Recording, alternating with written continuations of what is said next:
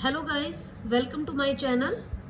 इस चैनल के अंदर हम सभी कंपटीशन पेपर के बिहाफ पर सारे इंपॉर्टेंट क्वेश्चंस के बारे में डिस्कस करेंगे।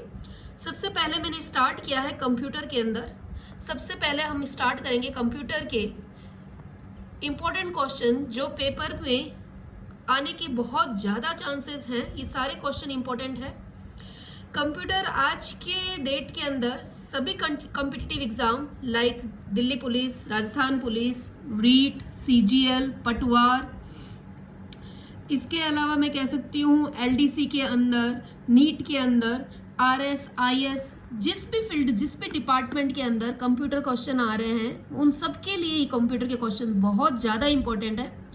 तो let's start with me. First question.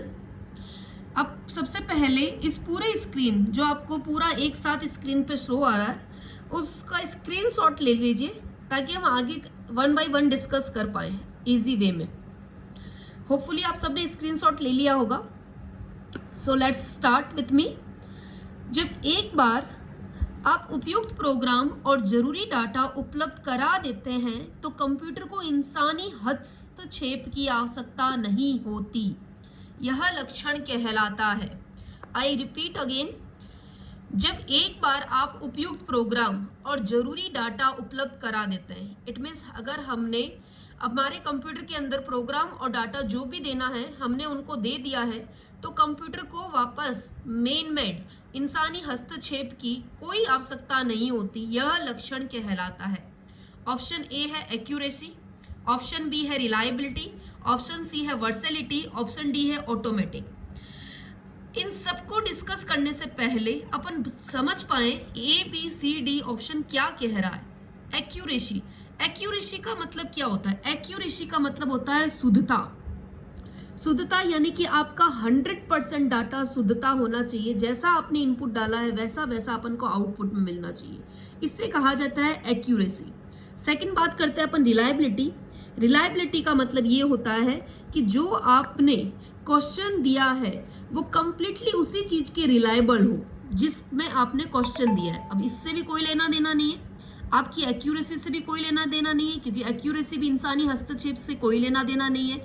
It means accuracy आपका आंसर नहीं आएगा, रिलायबिलिटी आंसर नहीं आएगा। वर्सेलिटी का मतलब ये होता है सार्वभौमिकता। इट मीन्स आपने ये कह सकते हैं कि आपका कंप्यूटर शिक्षा के क्षेत्र में, विज्ञान के क्षेत्र में, अकाउंट्स के क्षेत्र में, व्यापारिक क्षेत्र में हर जगह काम आ रहा है। अब आप मुझे बताइए, क्वेश्चन आपको ये कह रहा है कि आपको ये क्वेश्चन ये कह रहा है कि प्रोग्राम और जरूरी डाटा जो उपलब्ध करा देता है उसमें कंप्यूटर को इंसानी हस्तक्षेप की आवश्यकता नहीं होती। ये लक्षण कहलाता है। एक्यूरेसी इसका आंसर नहीं हो सकता क्योंकि एक्यूरेसी मतलब शुद्धता। रिलायबिलिटी नहीं हो सकता क्योंकि रिलायबल होना चाहिए उस चीज से। वर्सेलिटी यानी कि सार्वभौमिकता हर जगह उपयोग में आना चाहिए। ऑटोमेटिक। अब आप बताओ, जब आपने सारा डाटा दे दिया तो कंप्यूटर कैसे काम करेगा? आपका कंप्यूटर काम करेगा ऑटोमेटिकली। तो इसका आंसर हुआ आपके पास D, automatic. Any doubt? Doubt हुए तो आप मुझे कमेंट सेक्शन में पूछ सकते हैं। नेक्स्ट क्वेश्चन पे अपन बात करते हैं गतिक RAM. It means dynamic RAM में भंडारित सूचनाओं को जरूरी होती है। सबसे पहले मैं आपको बता देती हूँ रैम क्या होता है। रैम की फुल फॉर्म होती है रैंडम एक्सेस मेमोरी।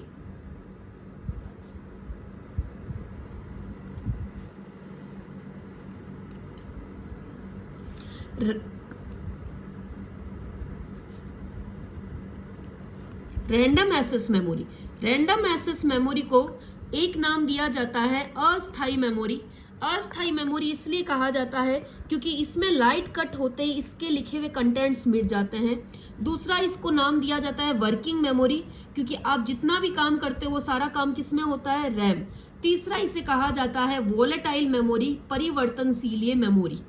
रैम को दो पार्ट में डिवाइड किया गया है। एक का नाम है एस रैम और दूसरे का नाम है डी रैम।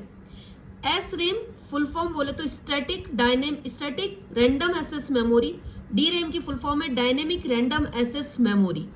एस रैम आपकी बनी होती है ट्रांजिस्टर की, जबकि डी रैम आपकी बनी होती है कैपेसिटर की। कैपेसिटर बार बार एनर्जी रेडिएट करता है। जो चीज बार बार एनर्जी रेडिएट करेगा उसको एनर्जी की आवश्यकता होती है। एनर्जी की आवश्यकता होने की वजह से उसे एनर्जी देने के लिए बार बार करना पड़ता है हमको रिफ्रेश। एस रैम कॉस्टली होती है, डी रैम हमारी सस्ती होती है, चीप होती है, वो कॉस्टली होती है। इसमें हमन को टाइम क्या लगता है, ज्यादा लगता है, और एस रैम में हमको टाइम क्या लगता है, कम। अब अपन क्वेश्चन पढ़ते हैं कि क्वेश्चन क्या कह रहा है हमको। क्वेश्चन हमको ये कह रहा है डायनेमिक रैम में भंडारित सूचनाओं को जरूरी है जांचना, यानी एग्जामिन करना, अपरिवर्तन चेंज नहीं होने वाला, नियमित रिफ्रेश, इनमें से कोई नहीं। अब आप बताओ डी रैम किसकी बनी हुई थी? हमने अभी पढ़ा था कि डी रैम बनी हुई थी कैपेसिटर की। कैपेसिटर को बार बार क्या करना पड़ता है, रिफ्रेश, यानी कि उसको एनर्जी रेडिएट करता है। एनर्जी रेडिएट करने के कारण इसे हमें बार बार रिफ्रेश करना पड़ता है। तो इसका आंसर हमारा होगा ऑप्शन सी, नियमित refresh. Okay done. Next question में हम आते हैं, निम्न में से कौन सा एक विंडोज प्रचालन तंत्र का वर्जन नहीं है?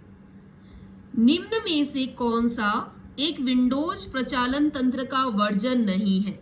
अब अपन विंडोज की बात करें तो 1985 में 1985 में सबसे पहली विंडो आई थी जिसका नाम था विंडोज 1.0। 87 में 1987 के अंदर हमारी विंडो आई थी विंडोज 2.0। 1990 में आई थी विंडोज 3.0। नेक्स्ट बात करते हैं 92 में आई थी विंडो 92। 95 में आई थी विंडोज 95। 2000 में आई थी विंडोज 2000। 2002 में आई थी विंडोज एक्सपी। 2007 में आई थी विंडो विस्टा। 2009 के अंदर आई थी विंडो 7। 2012 में आई विंडो 8। 2015 में आई विंडो 10। 2021 में आई विंडो 11। इसकी स्क्रीनशॉट ले लीजिए आप। अब अपन क्वेश्चन पे फिर आते हैं, निम्न में से कौन सा एक विंडो प्रचालन तंत्र का वर्जन नहीं है? Window XP, yes window XP आई थी हमारे पास, ये रही window XP. Second window Vista भी आई हमारे पास। विंडो 9 नहीं है, 7 के बाद 8 आई, 8 के बाद 8.1 भी आई थी, लेकिन आज तक विंडो 9 नहीं आई। विंडो 10 भी हमारे पास, तो इसका आंसर होगा Windows 9। Okay done. Next, RAM कहां पर स्थित होती है? Option A motherboard, expansion board, external drive, none of this. RAM कहां पर स्थित होती है? रैम, रोम, ये सब स्थित होते हैं हमारे मदरबोर्ड में। मदरबोर्ड का यहाँ पर अपन डिस्कस करते हैं। मदरबोर्ड का अन्य नाम होता है PCB, printed circuit board. Motherboard का अन्य नाम होता है PCB, printed circuit board. Motherboard को कंप्यूटर का बैकबोन कहा जाता है। मदरबोर्ड को कंप्यूटर की रीढ़ की हड्डी कहा जाता है। मदरबोर्ड के अंदर ही हमारा रैम, रोम, ये सब रैम, रोम, कीबोर्ड, माउस, सब कोई हमारा इसी से कनेक्टेड होता है।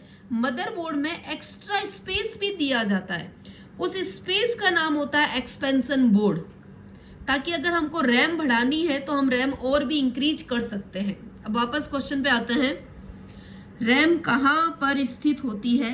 तो रैम हमारी स्थित होती है मदरबोर्ड में। इसका ऑप्शन है आंसर ए। नेक्स्ट है, एमएस वर्ड में अधिकतम जूम कितना होता है? यानी कि maximum zoom size MS word में कितना होता है? एमएस वर्ड का जूम साइज होता है 10% टू 500%। इसका जूम साइज तो मिनिमम मैं कह सकती हूँ 10%, मैक्सिमम होता है इसका 500%। इसका बाय डिफॉल्ट जूम साइज होता है, बाय डिफॉल्ट का मतलब होता है पहले से फिक्स, यानी अपन नॉर्मल काम करेंगे तो वो 100% जूम साइज में काम करेगा।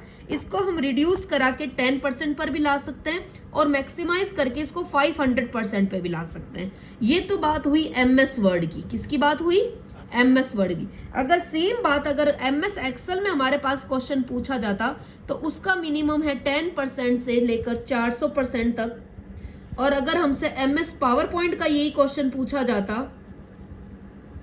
तो उसका साइज भी है 10% से लेकर 400% तक। तो हम कह सकते हैं MS वर्ड का जूम साइज कितना हुआ 500%, एक्सेल का पूछते तो जूम साइज 400, पावर पॉइंट का 400। वापस क्वेश्चन पर आते हैं हम। MS वर्ड में अधिकतम जूम कितना होता है? 200%, 400, 500, नन ऑफ दिस। आप बताइए कमेंट सेक्शन में इसका आंसर क्या है। इसका आंसर है 500%। तो हमारा जूम साइज होता है 500%। Thank you so much. आपको मेरा चैनल समझ आया, आपको मेरे कंटेंट्स पसंद आए तो प्लीज कमेंट सेक्शन पे बताना। Thank you so much.